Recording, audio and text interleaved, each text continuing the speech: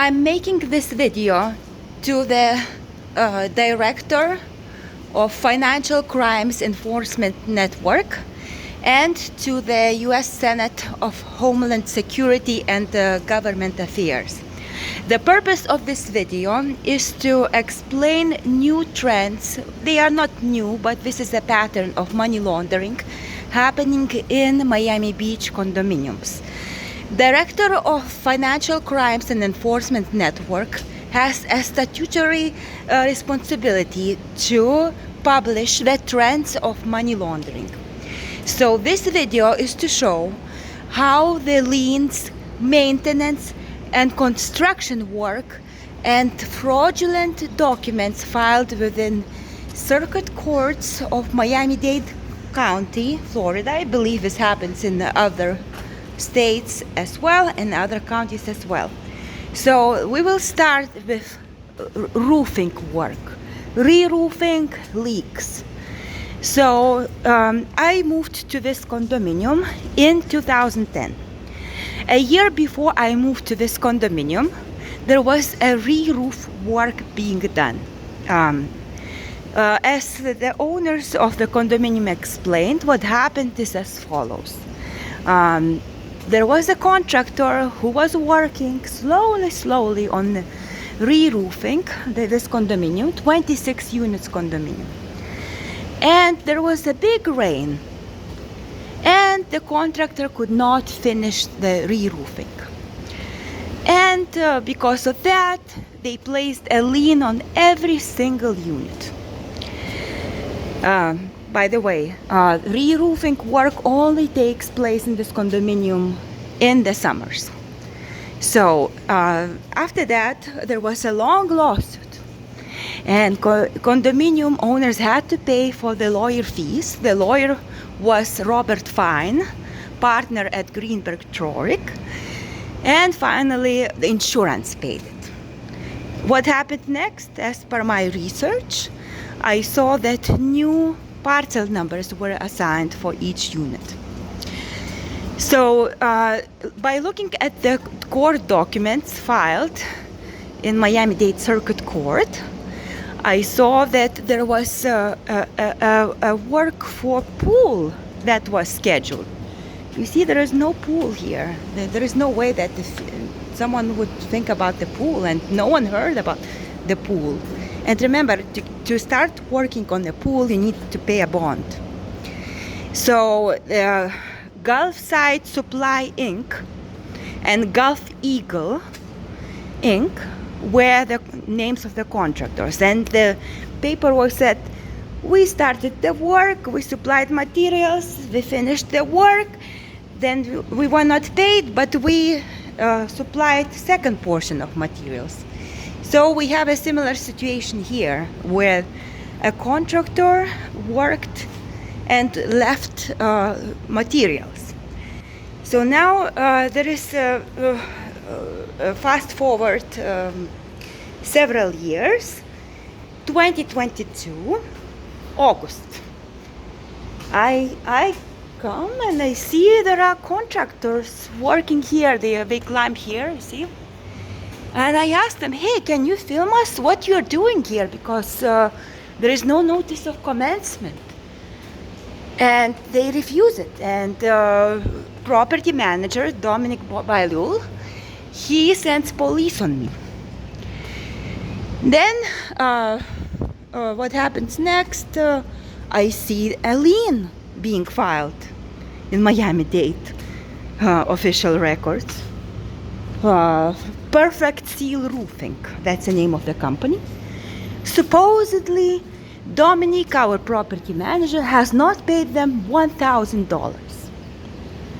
Then, after several months, a document called Satisfaction of Mortgage is being filed, and supposedly all is fine. Next year, we have a condominium treasurer, multiple times, having her ex-husband and his business associate coming to fix the leaks, the roof leaks. I have never had the roof leak, but supposedly condominium's treasurer her unit, this corner unit, has the roof leak. And then another board member on that corner unit also has the leak. So multiple times, we have roofers coming in and fixing those leaks, and all condominium owners are paying for that. What happens next in 2022? There are a lot of rats, a lot of cockroaches, termites everywhere, and no one wants to exterminate it. What is interesting is that in 2022 and 2023, I see these grants being given by federal government to distressed properties, for landscaping, for maintenance, all those sorts of things, but you cannot see which actually buildings got those. So the situation gets very bad with insects and rodents, but nothing is being done. Nothing is being done to fix it.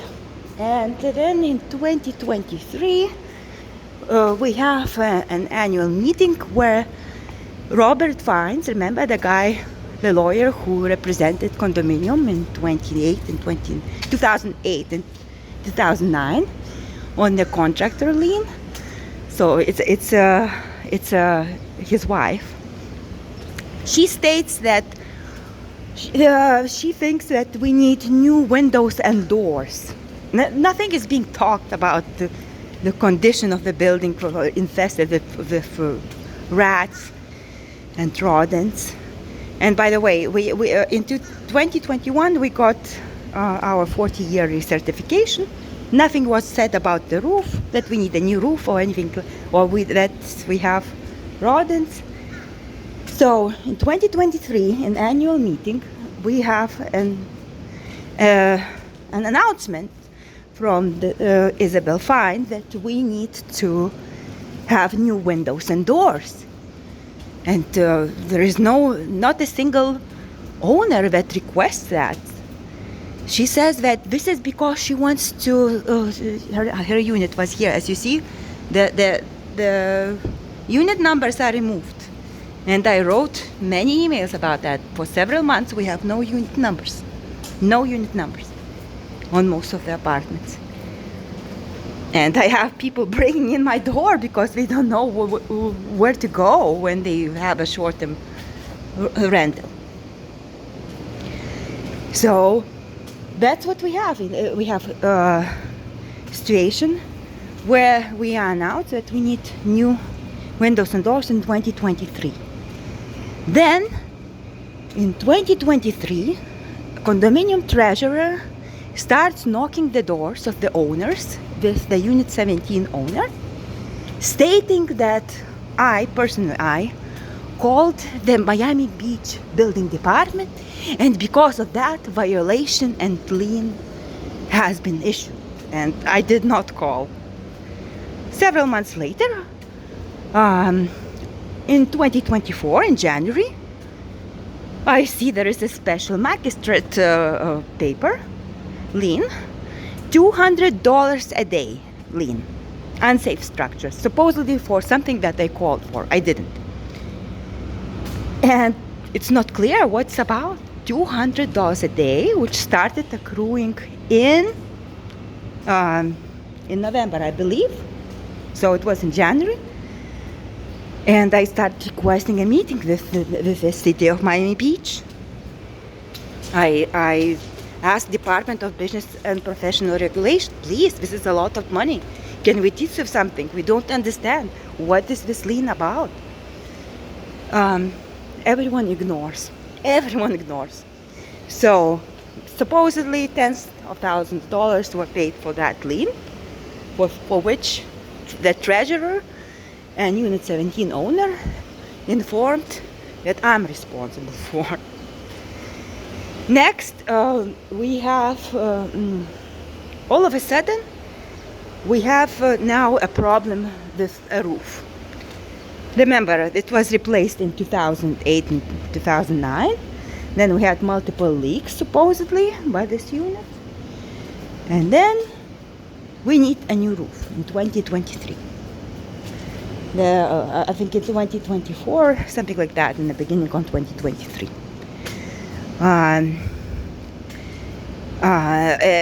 Our owner, one of the owners, finds a local contractor. The price is something about $20,000 to fix the matter. However, the treasurer and the board decides to go with the contractor for over $200,000. So think about it, $20,000 and $200,000. Special assessments are collected, but no work is being done. Supposedly, they applied for a permit. So there is $200,000 that is sitting somewhere in bank account for over a year, and no work is being done. Then I see that there is a permit applied for the windows and doors, and I'm writing to the city manager, to the mayor. It was in September. I have a video of it. Hey, so the treasurer is mongering fear here, coming to the property every weekend, stating that the roof is tilted and we need to replace the roof. And I see that we have this permit for windows and doors. By the way, again, the owner finds a contractor that has half price, that is differing from the contractor that the board found. So I'm writing to the mayor and the city manager. Why are we doing the roofs, the windows and doors replacement work if the roof is going to collapse? That's what the board is emailing us. The roof is going to collapse anytime because it's tilted. No one responds, of course. So fast forward, November 2024. People are sleeping, 7 a.m. and we have this a hell experience, someone all over our apartments. It's very, very loud. It's like it's a war. That's how it feels. So that's when we find out that re-roof work has been started. No notice of commencement, no information about it to us. After that, what we have this tree being cut and removed, palm tree, very nice palm tree, and that tree. And I saw the same thing happened in Cosmopolitan condominium right there, where it was stated in the permit that roofing contractors have damaged the trees, and that's why they needed to cut. So you think about it. There was a re-roof work being done, and then the trees were cut. No one understands what it's for. But when you think about it, you can submit an insurance claim stating that this is the fault of the roofers who damaged the tree. So insurance pays for the tree removal, cutting the tree, and you can charge the homeowners for that as well, because not a single time I received a single document showing which claims have ever been filed for this condominium for insurance. And the documents for insurance policies that I received are forged. So, okay, we have the trees cut. We did not vote for it. We did not vote for re-roof. We got our 40-year recertification in 2021. Was not a single word about a need to re-roof. Okay, so now we have 2025, a year of 2025. Unannounced, we have windows and doors being replaced. No notice of commencement, no notification to the owners. And we have our condominium bylaws being violated, because you cannot have signs placed on top of the windows. Actually, condominium board complained on me to the ombudsman, to the Department of Business and Professional Regulation, when I had Ukrainian flag to support my people being in war. I'm half Ukrainian, half Lithuanian. I'm from Lithuania, but my mom's Ukrainian. So the condominium board complained on me that I have Ukrainian flag on top of my doors, and this is a violation of condominium bylaws. But somehow these contractors, which are the same contractors that I see the same ES sign across condominiums in Miami-Dade, in Miami Beach, they somehow can leave it. But next, look what they do. On purpose, they damage the paint. You know, and as I said, they damage the paint of like one of the innocent owners that is not involved in any money laundering activities. Yeah. So now think about it. Now they damaged it in multiple places. Now you can file insurance claim stating that the contractors damaged the paint and we need to repaint our building. That's what's gonna go. I'm pretty sure, because in other condominiums around I see the same thing. ES sign after windows and doors being replaced, and then we have painting. Again, we did not vote for new doors and windows. We did not vote for trees being cut. You see, that's it, what they damaged, right? And we did not want to have this, to have our building repainted. We are forced to do this work. We are forced to pay for it. We are not given any insurance paperwork, and we cannot get the help from the government. Remember, I did many of these videos and many of the emails and reports filed with the local, meaning with the city, the county, with the state, with the federal government, asking for help, because this is money laundering. So I hope that this video will serve as a good material for the Director of Financial Crimes Enforcement Network to document new trends, or actually existing trends, in the condominiums related to the maintenance and renovation work of condominiums.